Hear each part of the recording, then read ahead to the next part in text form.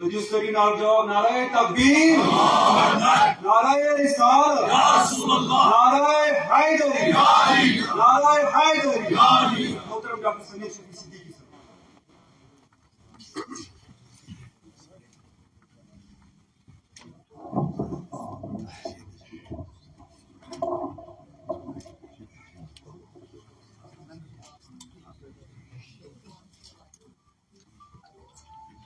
بسم اللہ الرحمن الرحیم۔ الحمد لأہلہ والصلاة علی اہلہا والسلام علیکم ورحمۃ اللہ وبرکاتہ۔ قال اللہ تبارک و تعالی فاستعیذ باللہ السمیع العلیم من الشیطان الرجیم۔ بسم اللہ الرحمن الرحیم۔ وَكَذَلِكَ جَعَلْنَاكُمْ أُمَّةً وَسَطًا لِتَكُونُوا شُهَدَاءَ عَلَى النَّاسِ وَيَكُونَ الرَّسُولُ عَلَيْكُمْ شَهِيدًا۔ صدق اللہ مولانا العلی العظیم۔ تمام تعریف، حمد و ثنا اور مجد و بزرگی کے لائق اللہ تبارک و تعالیٰ کی ذات ہے، اور درود و سلام کہ درر معروض کرتے ہیں برذات اقدس حضرت ختمی مرتبہ بادشاہ کشور رسالت سلطان اورنگ عنایت حبیب کبریا عزیز السرار احمد مجتبی جناب محمد رسول اللہ صلی اللہ علیہ وآلہ وسلم اور ان کے پاک تینت اہل بیت اطہار اور منتجبین صحابہ کبار کی بارگاہ میں میں اردو کا وسیلہ اس لیے لے رہا ہوں، اگرچہ کہ اکثریت یہاں کشمیری سمجھنے والوں کی ہے، لیکن کشمیریوں کی ایک اللہ نے یہ خوبی رکھی ہے کہ ہم لوگ اردو سے بھی آشنا ہے، لہذا جملہ احباب کو اس میں کوئی پریشانی اور دقت لاحق نہیں ہوگی۔ اور چونکہ مہمانان گرامی باہر سے تشریف آئے ہیں، میں چاہتا ہوں کہ یہ ایسا نہ سمجھے کہ زبان یار من ترکی و من ترکی نمیدانوں، تو اس اعتبار سے بس میں آپ کا بہت کم وقت ہوں گا۔ خلق کی بات ہوئی ہے، خلق کہتے ہیں، یہ دو لفظ عربی میں ہے، ایک تو خلق ہے اور ایک خلق ہے۔ خلق کہتے ہیں کسی چیز کی بناوٹ کو، کسی چیز کی حیت قضائی کو، خلق کہتے ہیں کسی چیز کی ساخت پرداخت کو، اور وہ چیز کس اعتبار سے اپنے آپ کو برتتی ہے، وہ چیز کس اعتبار سے اپنے آپ کو پیش کرتی ہے، وہ اس چیز کے خلق کا خلق ہے۔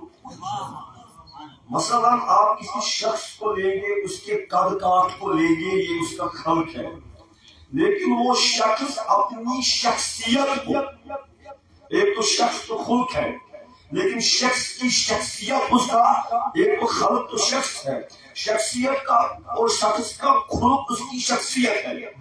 You have a person and how he manifests his personality. This is the ethics of the person. یہ اس شخص کا خلق ہے۔ مثلا یوں لیجئے کہ کوئی گلاب ہے، گلاب بحیثیت ایک شے کے یہ خلقت ہے، خلق ہے، اور یوں سمجھ لیجئے کہ گلاب جس لطیف انداز میں اپنے آپ کو پیش کرتا ہے اور گلاب جس مہک میں اپنے آپ کو پیش کرتا ہے، یہ گلاب کی خلق کا خلق ہے۔ اور اسی اعتبار سے جو خلق ہے، کاشر ون بیتس اخ چیز آپ گو کا چیز، بیاکھ گو تمہ چیز کو ورتاو، چیز گو خلق، تمہ چیز کو ورتاو گو تمہ خلق۔ اور خلق صرف بات کرنے میں نہیں،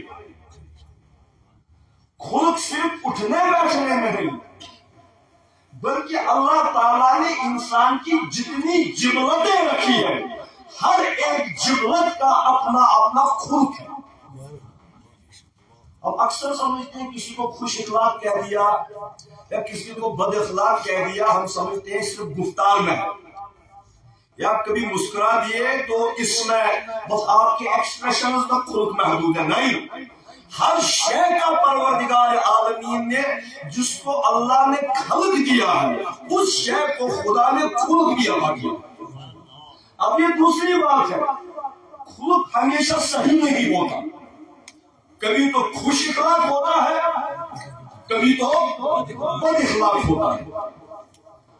اور بادی النظر میں سب سے پہلے ہم کو یہ بات جاننے کی ضروری ہے کہ اسلام کے جو خلق کا عمومی تصور ہے وہ مطلق ہے، وہ نسبتی نہیں. مطلق اور نسبتی میں کیا فرق ہے؟ مطلق کو انگریزی میں ایبسلیوٹ کہتے ہیں اور نسبتی کو ریلیٹو کہتے ہیں. یہ فلسفے کی بھی اصطلاحات ہیں. مطلق وہ قدریں ہوتی ہیں جو آج بھی وہی ہے اور کل بھی وہی رہے گی، اور نسبتی وہ قدریں ہیں جو آج کچھ تو ہے کل کچھ اور ہو جائے گی. اور جو دہریت زدہ مغرب ہے، ویسٹ کی ایجوکیشن اور ان کا نظام اخلاق ہے، وہ سمجھتے ہیں کہ خلق جو ہے نسبتی ہے، یعنی آج کوئی چیز سچائی ہوئی ضروری نہیں کہ کل بھی وہی چیز سچائی ہے. مثلا جرمنی کا ایک فلسفر ہے نیچے، وہ کہتے ہیں یہ اخلاق کچھ نہیں، یہ کمزوروں کی بنائی ہوئی افواہ ہے تاکہ اپنے آپ کو طاقتور کے عتاب سے محفوظ رکھ سکے. یعنی کمزور تو طاقتور کا مقابلہ نہیں کر سکتا. اب یوں بنایا گیا ہے کمزوروں کے اعتبار سے، بھائی اچھائی میں فائدہ ہے، ظلم نہ کرنے میں فائدہ ہے، اللہ آپ سے راضی ہوگا. وہ کہتے ہیں یہ کمزوروں کے ڈکوسلے ہیں تاکہ ظالم اور جابر کی چیرہ دستی سے بچ سکے. اس لیے اس نے اخلاق کا پیرایا وضع کر لیا، ورنہ اخلاق میں کچھ نہیں رکھا ہے. ورنہ کیا ہے اس کے بقول، وہ کہتے ہیں نا اردو میں جس کی لاٹھی اس کی بھینس. اور جو آج کی موجودہ دنیا ہے جس کو پوسٹ ماڈرن یا پس جدیدیت کی دنیا کہتے ہیں، جب آپ عالمگیر منظرنامہ دیکھیں گے، جب آپ ورلڈ آرڈر دیکھیں گے، آج کی دنیا میں بھی جو طاقتور ہے اس کو دنیا سچا اور اچھا سمجھتی ہے، اور جو غزہ کے مظلوم کی طرح، فلسطین کے مظلوم کی طرح بالکل بے سر و سامان ہو، دنیا ان پر ہی دہشت کا الزام بھی لگاتی ہے. اقوام عالم میں ان کی جنگ آسانی ہوتی ہے. مخلوق الحال اور مستضعفین کے ساتھ کوئی کھڑا نہیں. تمام دنیا کے ادارے طاقتور اور جابر کے ساتھ کھڑا ہے. اس کا مطلب ہے عالمگیر سطح پر بھی اخلاقیات کا جنازہ نکل چکا ہے. ہمارے اداروں میں اخلاقیات کا جنازہ نکل چکا ہے، اور اب تو رہا سہا تھا دین. ان کے بقول کوٹ ان کوٹ دینی ادارے، مذہبی ادارے. اب تو اخلاق کی توقع مذہبی اداروں سے تھی، اخلاق کی توقع ان اداروں انسٹیٹیوشن سے تھی جو مذہب کے نام پر استوار کیے گئے ہیں.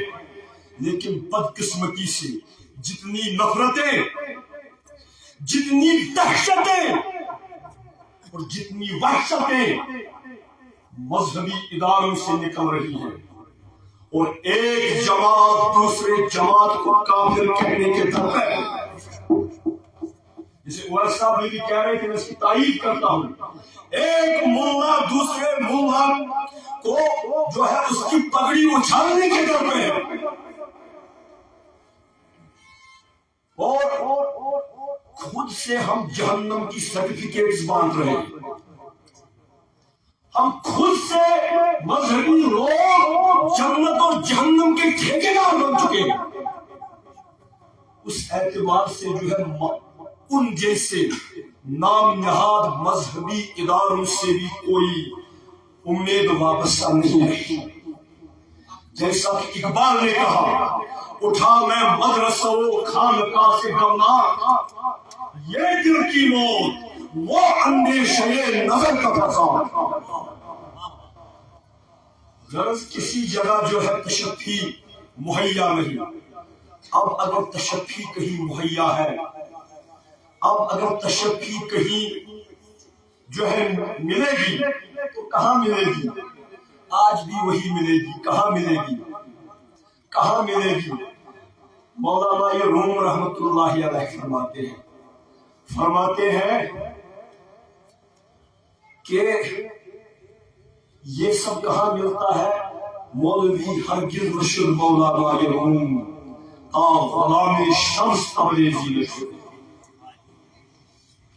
یہ ان لوگوں کے پاس ملے گی جو صرف اخلاق کو پڑھتے نہیں، اخلاقیات پر فلسفیانہ بحث نہیں کرتے، بلکہ اخلاق جن کی گھٹی میں شامل ہے. چاہے وہ میرے دیہات کی گاؤں کی بوڑھی میری دادی یا مانی کیوں ہو.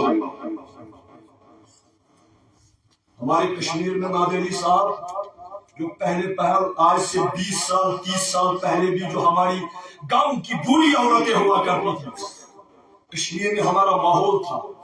جب ان کو کوئی سلام کا کیا کرتا تھا تو وہ صرف سلام کا جواب نہیں دیتی تھی، بلکہ وہ کہتی تھی وعلیکم السلام، جا اللہ تجھے طولانی عمر عطا کرے، میری اولادوں سمیت کل جہان کے اولادوں سمیت. اور کشمیری میں ہم اس کو اس آہنگ میں ادا کرتے تھے، گفت نعود، گفت رسم، گفت فلم، میان انسان کل جہان کے بلند انسان. آج ہم توڑ کے ان بزرگوں سے پوچھو، جب یہی ہماری دادیاں اور نانیاں شوق صاحب کے آستان پر جاتی ہے تو صرف اپنے اولاد کے لیے دعا نہیں کرتی، وہ آج بھی کل جہان کے گلوں کی خیر مانگتی ہے. اور یہ میری ان پڑھ دادی یہ اس نام نہاد عالم سے بدل جہاں بہتر ہے جس کے کاندھوں پر صرف کتابوں کے بوجھ لگے ہوئے ہیں، اور قرآن نے ان بوجھ اٹھانے والوں کو گلوں سے تشبیہ دی ہے.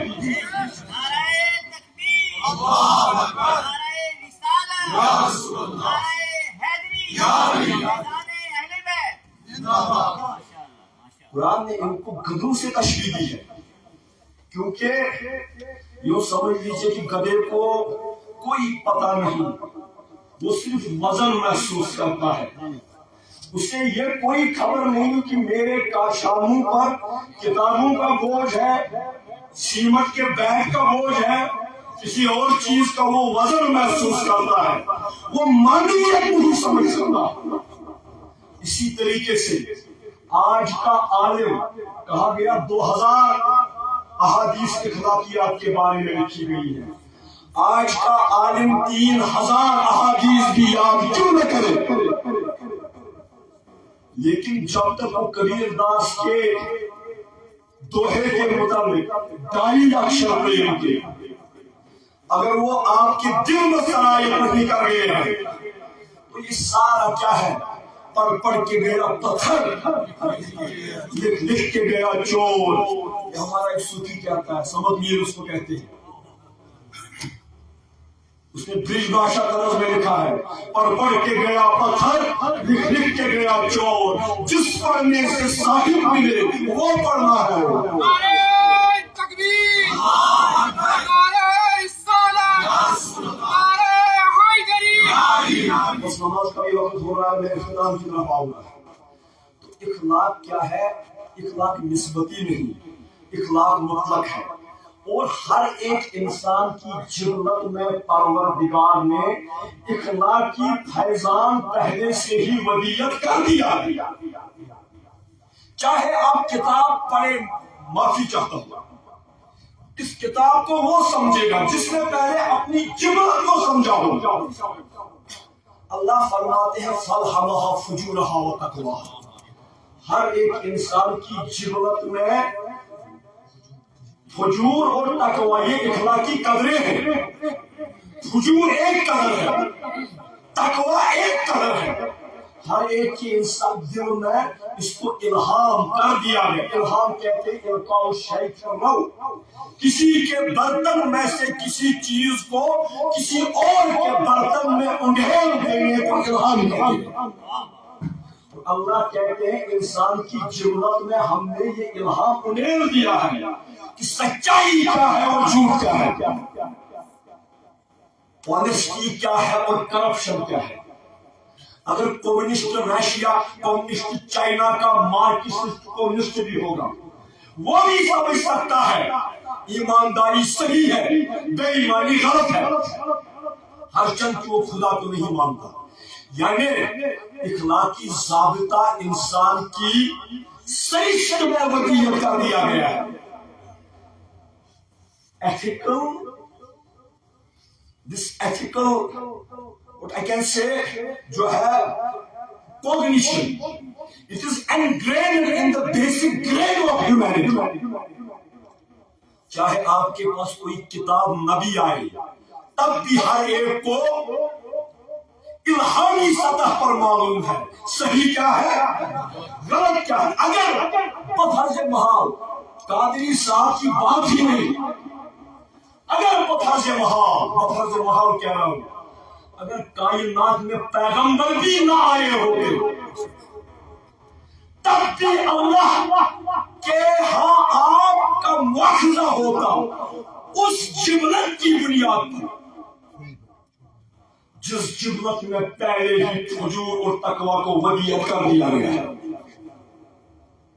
کیونکہ آپ سب کو معلوم ہے صحیح کیا ہے غلط کیا ہے, یہ آپ سب کو معلوم ہے. اور اگر اخلاق خلق کا معیار عقلانی ہے, صرف کتابی نہیں بلکہ اور وجدانی ہے, خلق کا معیار الہامی ہے, لیکن پھر بھی اللہ نے ہم کو خلق کے بارے میں صرف اپنے الہام پر نہیں چھوڑا, اپنی عقل پر نہیں چھوڑا. We have not been left on our own resources. بلکہ اللہ نے کہا پھر بھی میں تمہارے سامنے ایک کامل نمونہ بھیجتا ہوں. اس کامل نمونے کو معیار بنا کر اپنے اخلاق کی وجدانی کیفیت کو ماپنے کی کوشش کرو. اگر تمہارا اخلاق ان کے اخلاق کے مطابقت رکھتا ہے تو تمہارا اخلاق درست ہے. اگر مطابقت نہیں رکھتا تو تمہاری وجدان میں کوئی گڑبڑ واقع ہے. تو اسوا جناب رسول گویا سمجھ میں آیا اخلاق الہامی بھی ہے, اخلاق وجدانی بھی ہے, لیکن مسلمانوں کے لیے اخلاق نبوی بھی ہے.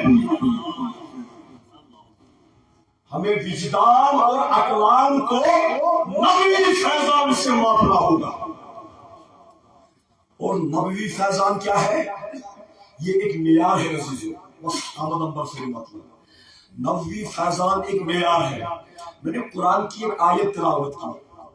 اللہ فرماتے ہیں وَكَذَلِكَ جَعَلْنَاكُمْ أُمَّةً وَسَطًا, اے امت محمد میں نے تم کو درمیانی وسطی امت بنایا. کیا کہ تم ہر معاملے میں وسط پر ہو. لِتَكُونُوا شُهَدَاءَ عَلَى النَّاسِ, تاکہ اپنے اس وسط سے تم جگ بھر کے لوگوں پر گواہ ہو, تاکہ دنیا کے اقوام اپنے عادات کو تمہارے عادات کے وسط سے واقع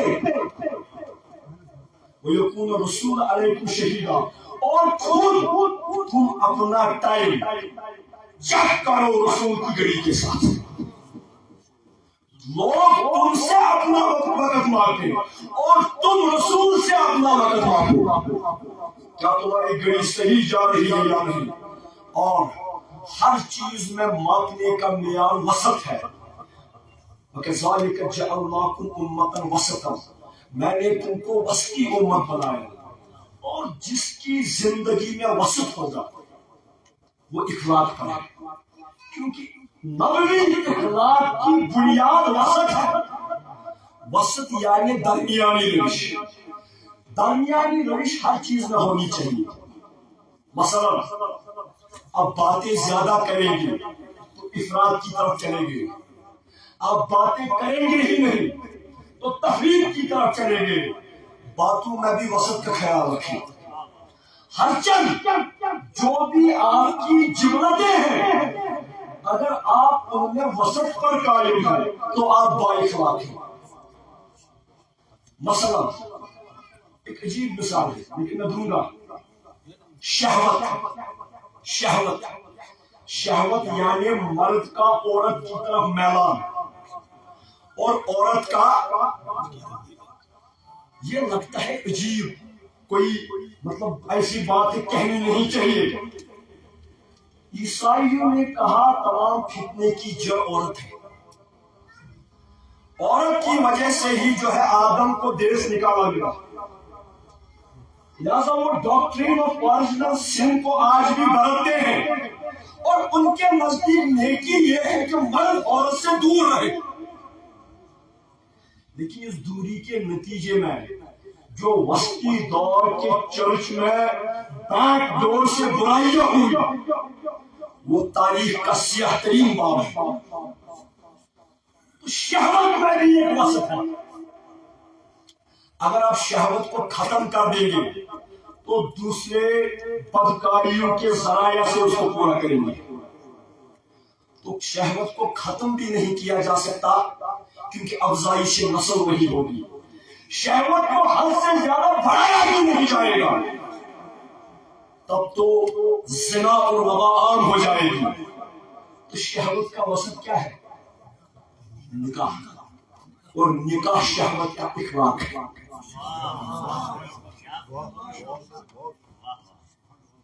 جو چیزیں آپ کہتے ہیں نا بے شرمی ہے، بے شرمی نہیں، ہر جملت کا ایک خلق ہے۔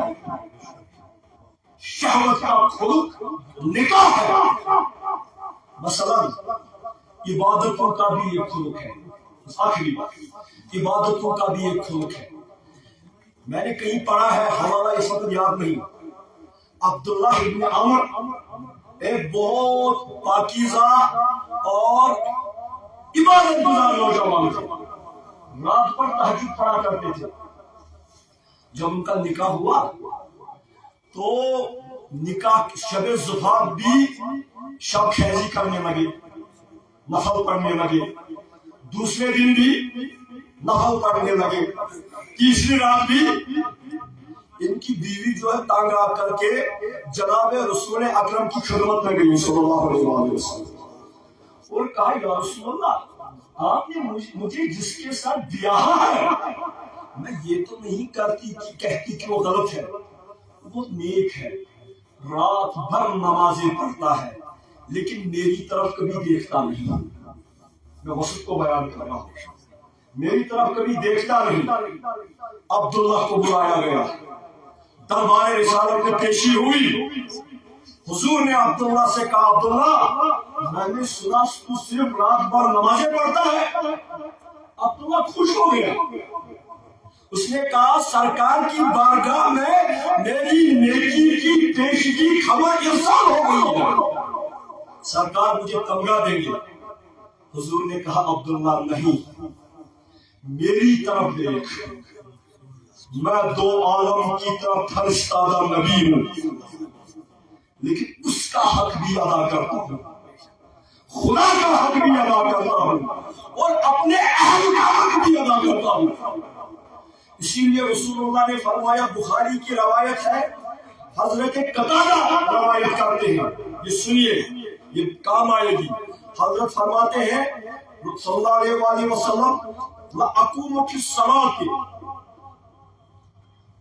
اُرِيدُ أَطَوَّلَهَا، میں محمد رسول اللہ کبھی نماز کا ارادہ کرتا ہوں اور چاہتا ہوں کہ نماز کو طول دے دوں، کیونکہ نماز میں ان کی آنکھوں کی ٹھنڈک ہے، چاہتا ہوں کہ نماز کو طول دے لوں، فاسمعوا بکاء الصبی، لیکن نماز پڑھتے پڑھتے کسی بچے کے بلکنے کی آواز سنتا ہوں، نماز پڑھتے پڑھتے بچے کے رونے کی آواز سنتا ہوں، فتوجوز فی الصلاۃ کراہیۃ ان اشق علی امی، تو میں محمد رسول اللہ نماز کو ہلکا کر دیتا ہوں تاکہ کوئی بچہ اور اس کی ماں بچے کے رونے کی وجہ سے پریشان نہ ہو جائے۔ تو عبادتوں میں بھی خلق ہے، حتیٰ کہ قوت غضبانی کہتے ہیں غصہ بری چیز ہے، نہیں کرنا چاہیے، غلط خیال ہے۔ خدا نے کوئی چیز کیوں بنائی؟ اگر غصہ دیا ہے، سبحانک ما خلقت ھذا باطلا، اے اللہ تو پاک ہے، تو نے کوئی چیز باطل نہیں بنائی، شہوت بھی باطل نہیں۔ مونکس اور ننس کی طرح دبانے کی کوشش نہ کرے، اس میں خلق لانے کی کوشش کرے۔ غصہ بھی فضول نہیں، اگر حد سے زیادہ بڑھ گیا تو انسان کمینہ بن جائے گا۔ اگر غصہ غضبانی قوت بالکل ختم ہو گئی تو انسان دیوس بن جائے گا، جو کبھی کوئی حق بات کہہ نہیں سکتا۔ اور بائبل میں ہمارے معاشرے میں بہادر اس کو کہتے ہیں جو کمینہ ہو، ہم کمینے کو بہادر کہتے ہیں، اور شریف ہم دیوس کو کہتے ہیں۔ شجاعت میں کمینہ پن ہے، شجاعت میں دیوسی ہے، شجاعت وسط کا معاملہ ہے، وسط کا معاملہ ہے کہ آپ ہر ایک کے ساتھ اس کے معیار کے مطابق سلوک کریں، یہ خلق ہے۔ کبھی کہتے ہیں سخاوت کیا ہے؟ سخاوت یہ بھی نہیں کہ آپ اتنا سخاوت کریں کہ آپ کے بچے بھیک مانگتے پھریں۔ اسلام نے وراثت کے قانون رکھے ہیں، آپ کے اولاد کی آپ کے مال میں حق داری ہے۔ حضور نے فرمایا افضل الصدقہ فہی علی ظہر الغنی، سب سے بہترین صدقہ وہ ہے کہ دینے کے بعد بھی تمہاری توانگری قائم رہے۔ تو سخاوت نہ فضول خرچی ہے، سخاوت نہ بخل ہے، سخاوت بیچ کا راستہ ہے۔ اور جس نے ہر معاملے میں وسطی روش اختیار کی وہ اخلاق پر ہے، وہ عقائد میں بھی اتنا غلو نہ ہو کہ افراط و تفریط کا شکار ہو، اس میں بھی آپ وسط پر ہیں تو اخلاق پر ہیں۔ غرض زندگی کے ہر شعبے میں اخلاق ہے۔ اور جو شیخ الاسلام نے ڈاکٹر طاہر القادری نے روض الباسم من خلق النبی الخاتم یہ کتاب لکھی ہے، انشاءاللہ المستعان میں نے پڑھی تو نہیں ابھی، لہٰذا میں اس پر کوئی رائے زنی نہیں کروں گا، کیونکہ بلا پڑھے میں کچھ نہیں کہہ سکتا۔ سچا یہاں پر بھی خلق ہے، انہوں نے کوئی کتاب لکھی ہے، میں اس کے بارے میں وہ کچھ کہوں گا جو اس میں نہیں ہوگا۔ اگر آپ سچائی پر کچھ اضافہ کریں وہ بھی جھوٹ ہے، سچائی میں کچھ کمی کریں وہ بھی جھوٹ ہے، سچائی میں بھی وسط ہو۔ جب پڑھیں گے تو میں کہہ سکتا ہوں یہ کتاب کیسی ہے۔ البتہ جو ان کی پیش رو کتابیں ہیں ان کے آئینے میں کہہ سکتا ہوں کہ انشاءاللہ المستعان یہ کتاب نسلوں کے لیے، جنریشنز کے لیے سود مند اور فیض بخش ہوں گی انشاءاللہ۔ اللہ تبارک و تعالی میرا ہم سب کا حامی ہو، ناصر ہو، مددگار ہو، اور اللہ تبارک و تعالی ہم کو اس مہکتے ہوئے باغ سے بہت سے پھول چننے کی توفیقات عطا کرے۔ وما توفیقی الا باللہ، والسلام علیکم ورحمۃ اللہ وبرکاتہ۔